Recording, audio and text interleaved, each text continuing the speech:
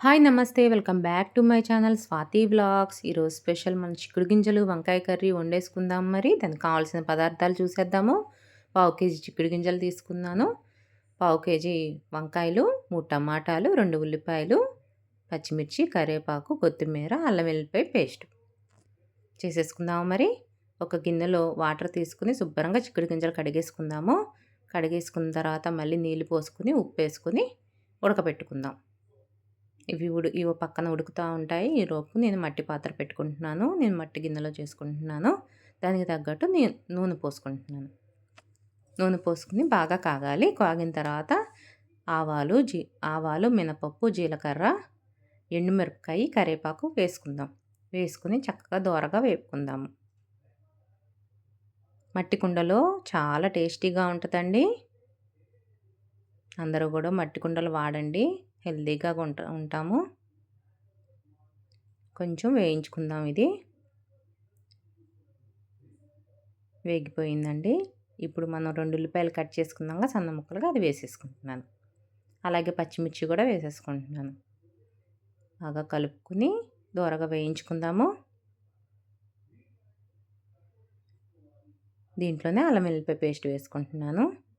నేను అప్పటికప్పుడే నూరుతానండి, టేస్ట్ బాగుంటుంది అప్పటికప్పుడు నూరుకుంటే. అలాగే టమాటా వేసేసుకుంటున్నాను. అల్లం వెల్లిపాయ పేస్ట్ వేగిపోయింది.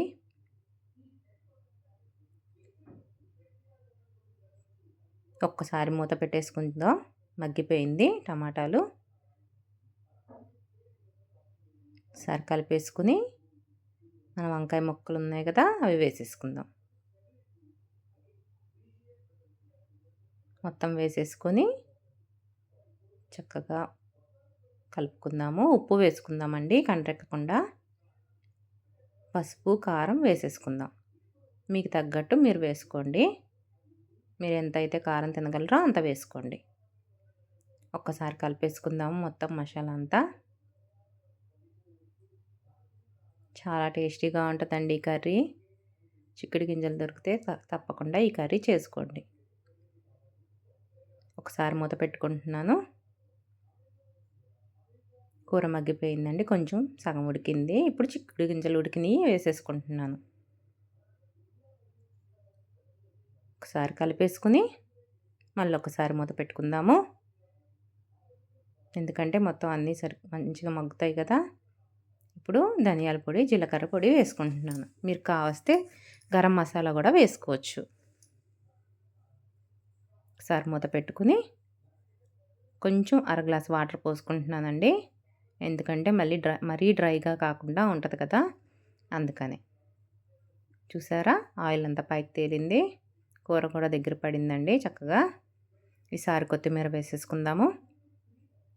చాలా టేస్టీగా ఉంటుంది కూర. ట్రై చేయండి. నా వీడియో కనుక మీకు నచ్చినట్లయితే లైక్ చేయండి, షేర్ చేయండి, సబ్స్క్రైబ్ చేసుకోండి. చాలా థ్యాంక్స్ అండి.